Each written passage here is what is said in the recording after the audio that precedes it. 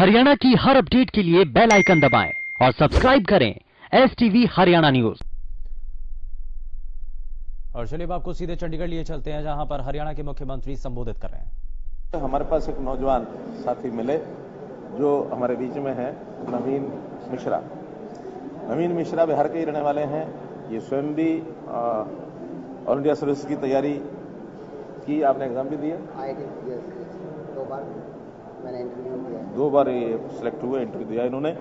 लेकिन इनके मन में भी कसक थी कि सामान्य परिवारों के बच्चों को किस प्रकार से आगे बढ़ाया जाए।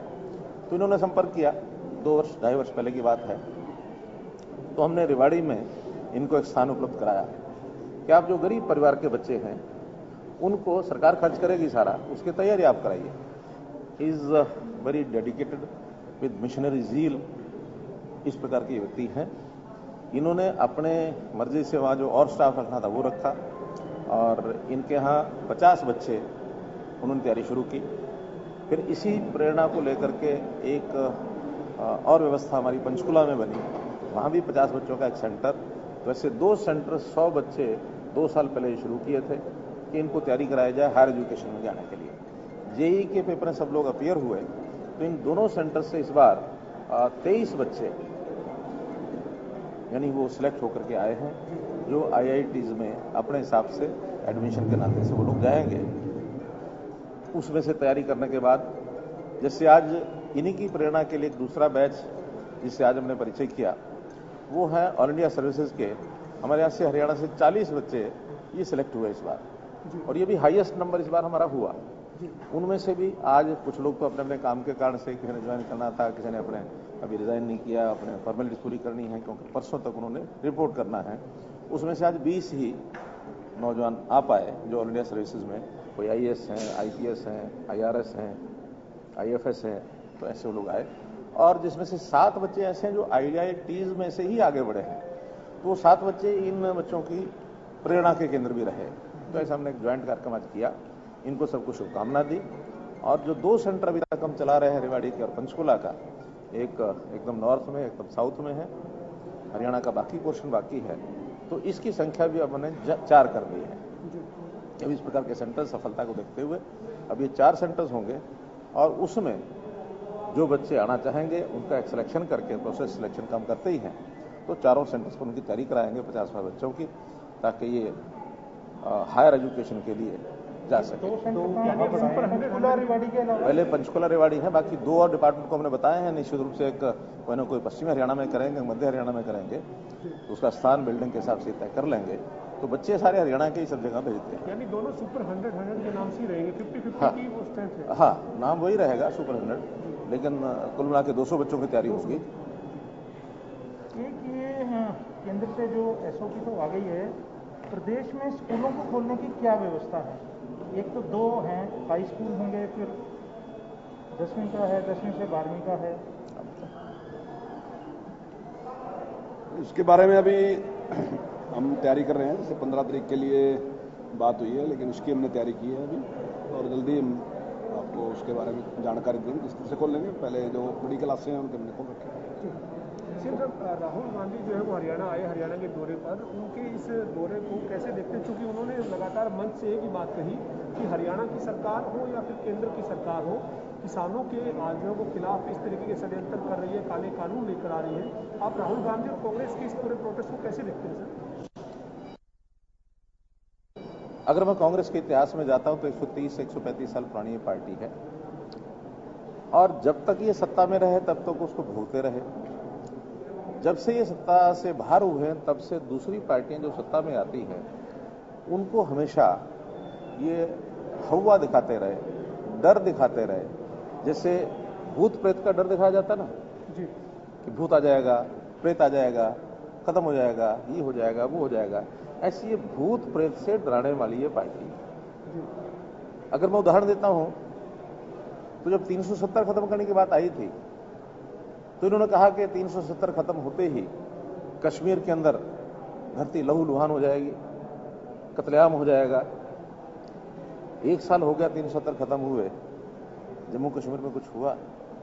कोई पवित्र नदियां, चनाब, रावी का पानी, झेलम, ये सब जम्मू कश्मीर में चल रही हैं, बह रही हैं और वहाँ के आदमी अमन चैन से रह रहे हैं। आतंकवाद प्राय समाप्त हो गए। जब सीएए की बात आई, सिटीजन्स अमेंडमेंट एक्ट, उस समय इन्होंने कहा कि जैसे ये पास हो जाएगा मुसलमानों का नागरिकता समाप्त हो जाएगी, ये हो जाएगा, उनको अधिकार ही नहीं रहेगा, भाग जाएंगे। जबकि वो 4-5 ऐसे वर्गों के लिए वो कानून बनाया गया था कि जिनको वहां दूसरे देशों में, खास करके बांग्लादेश, पाकिस्तान, अफगानिस्तान में उनका रहना दूभर है, वो अगर भारतवर्ष में आते हैं तो उनको नागरिकता देंगे। हिंदू है, जैन है, सिख है, ईसाई है, पारसी है, कोई मुसलमान का तो उसमें लेना देना था भी नहीं। लेकिन इन्होंने हुआ कि इन्होंने दिखाया, कितने आंदोलन को सपोर्ट किया, ये सब करते रहे ना। तो इसी प्रकार से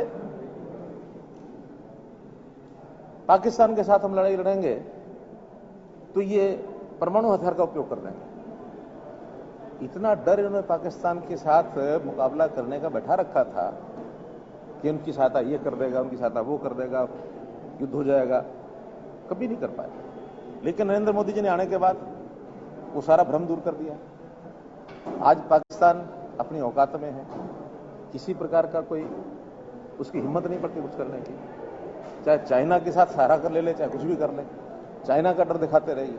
ये इनकी भूत प्रेत की दिखाने की आदत गई नहीं है। अभी भी ये जो 3 कानून हैं, इन 3 कानूनों के बनने के बाद आज भी क्या डराते हैं कि किसान का एमएसपी खत्म हो जाएगा, मंडियां खत्म हो जाएंगी, ये हो जाएगा, वो हो जाएगा। आज सारी मंडियां ठीक से चल रही हैं, सबको एमएसपी मिल रहा है, चाहे धान है, चाहे बाजरा है, चाहे मक्का है। और जो धान, जो बाजरा आज हम प्रोक्योर कर रहे हैं, एक 5-5 मंडियां ये राजस्थान की और पंजाब की जाके छांट लें कि वहां बाजरा बिक रहा है क्या? बेकदरी 1150 1250 रुपए से ऊपर बाजरा नहीं बिक रहा वहां। हमारे यहाँ 2150 रुपए बिक रहा है। क्यों नहीं मुकाबला करते? तो केवल हुआ दिखाना इनका काम है। भोली भाली जनता को बरगलाने के फार्मूले इनके पास आते हैं। और अब तो हरियाणा का किसान समझ चुका है। कल 2 इन्होंने कार्यक्रम किए, एक जगह 500, एक जगह 800, यही संख्या रहेगा। क्या तीर तोड़ लिए, कितना हुआ दिखाया, ये हो जाएगा, वो हो जाएगा। हरियाणा के किसान समझदार है, उनको पता है। आज सब जगह मंडियां, परचेज सेंटर्स, ऑनलाइन सारे सिस्टम है, घर बैठे उसको सूचना मिलती है, आपको इस समय आना, इस समय नहीं आना। छोटी मोटी टीथिंग प्रॉब्लम शुरू में 4-5 दिन होती है, वो हर समय हर बार होती है। कोशिश करेंगे कि अगली बार ये सारा सिस्टम और स्टेबलिश हो जाए। किसान को सीधी पेमेंट ये देने का हमने काम किया ताकि वो आड़तियों के उस प्रकार के सारे सिस्टम में से बाहर निकले, अपने पैरों पर खड़ा हो, अपनी आमदनी बढ़ाए। किसान की डबल आय करने का हमारा ये काम है। और हमने अभी 2 दिन पहले करनाल के अंदर कार्यक्रम किया प्रगतिशील किसानों का, बड़ी योजनाएं घोषणा की है वहाँ। और प्रगतिशील किसानों का आह्वान भी किया है कि वो इस विषय को लेकर के आगे आए और किसानों को, छोटे किसानों को संभालें। सरकार के साथ साथ पब्लिक का पार्टिसिपेशन कराना ये भी जरूरी है। तो ये सब कर रहे हैं। प्रदेश में आपने कोई फैसला लेने जा रहे हैं? अभी बर्खास्त जो पीटीआई शिक्षक हैं उसके मामले में कोई फैसला लेने जा रहे हैं? समायोजित करने जा रहे हैं? आए थे कल वो लोग, तो अब